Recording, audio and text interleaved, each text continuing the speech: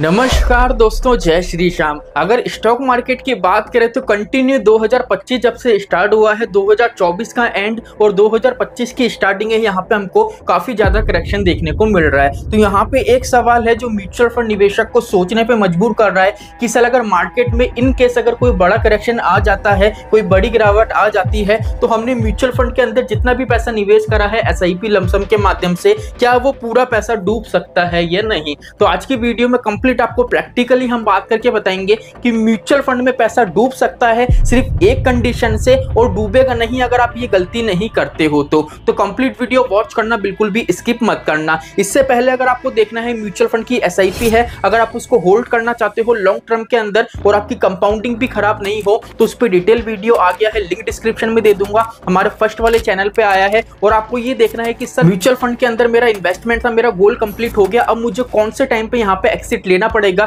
जिससे एडिशनल मुझे रिटर्न मिले। तो वो वीडियो की लिंक भी डिस्क्रिप्शन में दे दूंगा, वो वीडियो भी आप वॉच कर लेना, ठीक है। तो चलिए यहाँ पे स्टार्ट करते हैं हमारी वीडियो को। देखो यहाँ पे अगर बात करें म्यूचुअल फंड की, तो पहली चीज तो ये है, सिर्फ एक ऐसी कंडीशन है जब आपका पैसा है डूब सकता है, जीरो हो सकता है, जिसकी बात हम वीडियो के आगे करेंगे। लेकिन क्या होता है म्यूचुअल फंड में आपका पैसा, अभी हम जिस मैटर की बात कर रहे हैं, आपका पैसा पूरा नहीं डूब सकता।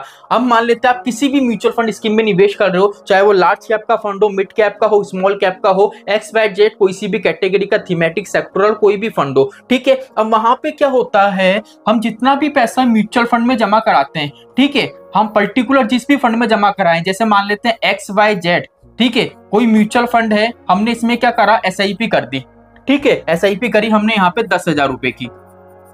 अब ये 10,000 रुपए है ना, ये पर्टिकुलर क्या होगा, हमने जिस AMC में निवेश करा है ना, उस AMC के पर्टिकुलर फंड के फंड मैनेजर के पास जाएगा, ठीक है। अब फंड मैनेजर क्या करेगा, ये देखेगा कि भैया पर्टिकुलर फंड कौन सा है, इक्विटी कैटेगरी का है, डेब्ट का है, हाइब्रिड फंड है। अगर इक्विटी का है तो वहां पे फंड मैनेजर क्या करेगा, पर्टिकुलर जितने भी स्टॉक्स हैं, ठीक है, जैसे स्मॉल कैप का फंड है तो स्मॉल कैप इंडेक्स होता है 250, तो फंड मैनेजर क्या करेगा, जो 250 कंपनीज हैं या उस पर्टिकुलर फंड की जितनी भी होल्डिंग है, जैसे मान लेते सपोज कर लीजिए 50 कंपनी है, 50 कंपनी में फंड मैनेजर पैसा निवेश करता है, तो यहाँ पे क्या होगा, आपका जो 10,000 रुपए है ना, यहाँ पे क्या होगा, 50 कंपनी में निवेश कर दिया जाएगा, ठीक है। अब यहाँ पे क्या होता है, म्यूचुअल फंड में यही आपको एक बेनिफिट मिलता है, मार्केट में बड़ा से बड़ा करेक्शन आ जाए, अगर हम बात करें पूरा इतिहास देखें इंडिया के मार्केट का, तो काफी हमको करेक्शन यहाँ पे देखने को मिले हैं, नोटबंदी देखने को मिली है, हमको कोविड जैसी बीमारी देखने को मिली है, ठीक है, काफी ज्यादा बबल्स था। अगर हम बात करें सन 99 की,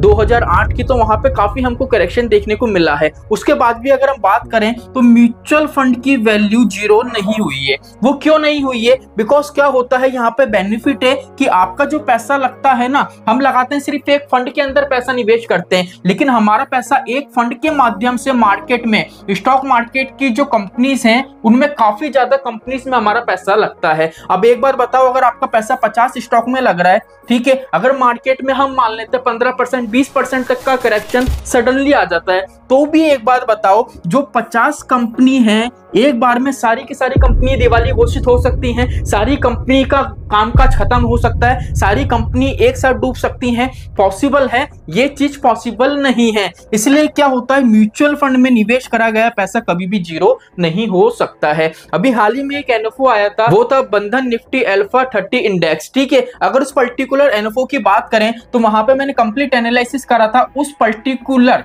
अगर हम फंड की बात करें तो इंडेक्स में हमको 30 स्टॉक देखने को मिले थे। अब वहां पे अगर अभी के टाइम में देखोगे ना, तो 30 में से 4 स्टॉक ऐसे हैं जो पॉजिटिव रिटर्न बना के दे रहे हैं, और 26 स्टॉक्स ऐसे हैं जो नेगेटिव रिटर्न बना के दे रहे हैं। तो यहाँ पे मतलब ऐसा है, अगर आप 50 कंपनी में निवेश कर रहे हो ना, तो 50 कंपनी सारी की सारी डाउनफॉल में जा सकती हैं, लेकिन नेगेटिव आप सोचो पूरा की पूरा पैसा डूब जाए, ये चीज पॉसिबल नहीं है। अब यहाँ पे भी देखो 30 स्टॉक हैं, तो 4 स्टॉक बिल्कुल मजबूती के साथ ऊपर जा रहे हैं, बाकी 26 स्टॉक है वो नीचे की तरफ जा रहे हैं। तो म्यूचुअल फंड में पैसा जीरो नहीं होता है। अब बात आती है कि किस तरह से कौन सी कंडीशन है जब म्यूचुअल फंड में पैसा जीरो हो सकता है। तो यहाँ पे देखो सिर्फ आपकी ये गलती रहेगी, जैसे मान लीजिए आप म्यूचुअल फंड में आपने क्या करा, 10,000 की SIP कराई, ठीक है। अब मान लेते हैं आपको यहाँ पे रिटर्न मिला है 1,000 रुपए का, अब आपने क्या करा, टोटल वैल्यू कितनी हो गई आपकी 11,000 रुपए की। अब आपने क्या सोचा, भैया म्यूचुअल फंड से 1,000 रुपए का रिटर्न मिला है, कहीं मार्केट में वापस से करेक्शन नहीं आए, मेरा 1,000 रुपए है, मैं प्रॉफिट बुक कर लेता हूँ, यहाँ से निकाल लेता हूँ।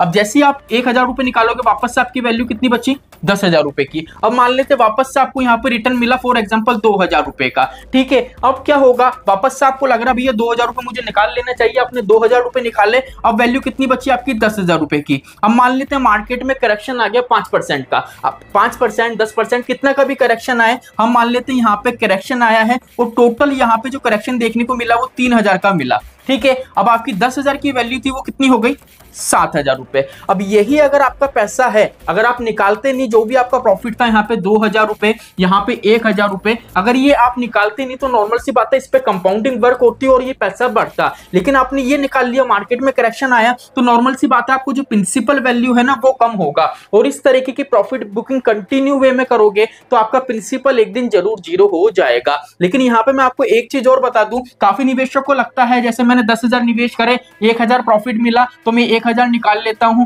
ठीक है। तो ये जो आप 1,000 निकालने की सोच रहे हो ना, पहली चीज तो ये आपका रिटर्न नहीं है, इस चीज का हमेशा ध्यान रखना। म्यूचुअल फंड में प्रिंसिपल और रिटर्न दोनों एक साथ निकलता है। जैसे आपने 10,000 की एसआईपी कराई तो यहाँ पे मैटर लगता है फर्स्ट इन फर्स्ट आउट, ठीक है। अब 10,000 रुपए की एसआईपी कराई, 1,000 रुपए का रिटर्न मिला, टोटल वैल्यू हो गई 11,000 की। लेकिन यहाँ से अगर आप 1,000 रुपए रिडीम करोगे ना तो 1,000 रुपए आपके निकलेंगे 10,000 में से, प्रिंसिपल वैल्यू में से जो आपने जमा कराई है। बिकॉज म्यूचुअल फंड का मैटर बोलता है FIFO, first in first out, पहले आप जो जमा कराओगे वो पैसा निकलेगा, ठीक है। अगर यहाँ से मान लो आप 11,000 रुपए निकालते हैं ना तो यहाँ पे क्या होता है, 10,000 पहले आपकी जमा कराए हुए और 1,000 रुपए आपका रिटर्न के ऐसे निकलते। तो आई होप आज की वीडियो में कंसेप्ट क्लियर हो गया होगा। बिल्कुल भी मार्केट से घबराना नहीं है, बस मैंने जो गलती बताई है इस गलती को मत करना। अगर अभी तक ये गलती करते हुए आ रहे हो तो अब ये गलती मत करना, सिस्टमेटिक तरीके से अपना निवेश करो जिससे फ्यूचर में आपका अच्छा खासा कॉर्पस क्रिएट हो सके। तो चलिए आज के लिए इतना ही, मिलते हैं हमारी नेक्स्ट वीडियो में।